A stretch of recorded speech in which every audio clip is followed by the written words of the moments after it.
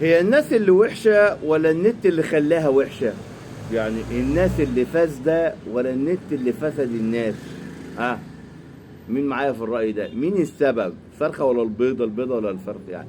النت السبب في اللي احنا فيه الفساد ولا الناس وحشة؟ الناس وحشة، المجتمع هو اللي وحش.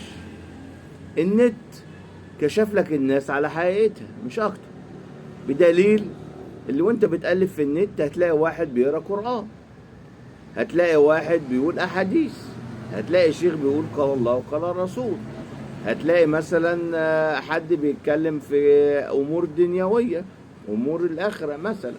هتقلب تلاقي واحده قاعده لك بالهدوم الداخليه، هتقلب هتلاقي واحده عامله لك مش عارف ايه عشان تاخد فلوس. هو النت مش وحش. انت دلوقتي معاك سكينة بتقشر بيها في البيت بطاطس لحمة كده يعني، سكينة. واحد خد السكينة دي موت بيها واحد. العيب في السكينة ولا العيب في البني آدم؟ العيب اللي راكب عربية بيوصل وياكل على لقمة عيش، ولا العيب في العربية اللي واحد جايبها عشان يلعب بيها وباباه وماماه جايبينها له، وبدل ما يمشي بما يرضي الله ماشي 160 و180 و220 ويلعب بيها في الشوارع؟ العيب فينا. العيب فينا مش في النت. النت ده عمل زي غطا البلاعة. غطا البلاعة بتاعت الشارع، كلنا اكيد، كل مفيش حد ما مرش عليه المنظر ده. كل شارع فيه بلاعة كده.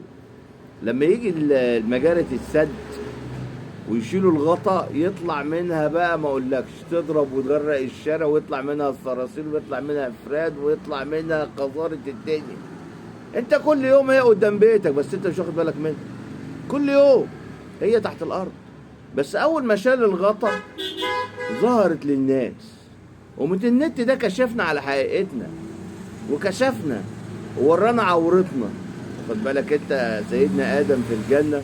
ها، واخد بالك انت لما كان من الشجره بيقول لك ايه؟ عورته ظهرت على طول. هو العوره ما هي موجوده، ما كانت موجوده بس ظهرت لما كان من الشجر. احنا نفس القصه. النت ده لما طلع بين كل واحد فينا على حقيقته، بدليل زمان كان في دعاره محدش كان يعرف عنها حاجه، بيوت مقننه وكان ليها بتاع، ولغايه وقت قريب الدعاره شغاله عادي عادي.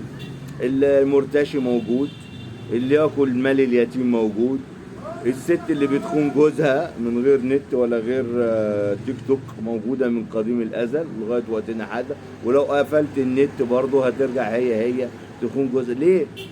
البني ادم وحش. البني ادم الوحش مش محتاج حاجه تظهر وحشته، هو وحش.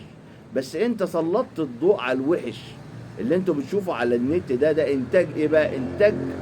انتاج احنا، انتاجنا. هو النت ده بيجيب لك مضمون من بره ولا مننا فينا؟ يعني الشباب اللي بيطلع يرقص عريان والمهرجانات والرقصات والدنيا ده منين؟ ما هو منك. هو بس النت هو وريها لك. هي قبل النت موجوده برضه، موجوده بس انت كنتش بتشوفها. انت دلوقتي تقول يا خرب بيت النت على النت. لا، النت جميل والفيسبوك جميل، ناس كتير بتاكل عيش عليه، شغاله بتعرض بضاعتها بتعرض شغلها، ناس كتير بيعمل تواصل، بتكلم الواحد كان يكلم ابوه. زمان انا كنت فاكر اخويا كان في السعوديه في التسعينات كان مكلمنا في التليفون نجري على اخر الشارع نكلمه من تليفون واحد جارنا، كان هو الوحيد اللي عنده تليفون. دلوقتي انت بتكلم مراتك بتكلم عيالك وتشوفوا بعض احنا اللي وحشين، احنا اللي بنستخدم غلط. مش المشكله في نت، المشكله فينا احنا. لا يغير الله ما بقوم حتى يغيروا ما بانفسهم. وهو النت ده اللي احنا بنجيب عليه القرآن، هو النت ده اللي انت بتجيب تفسير، هو النت ده اللي انت بتروح مشوار متشغل جوجل عشان يوصلك لغاية المكان. المشكلة في الناس مش النت، المشكلة في المجتمع اللي بوظ النت، مش النت اللي بوظ مجتمع. السلام عليكم.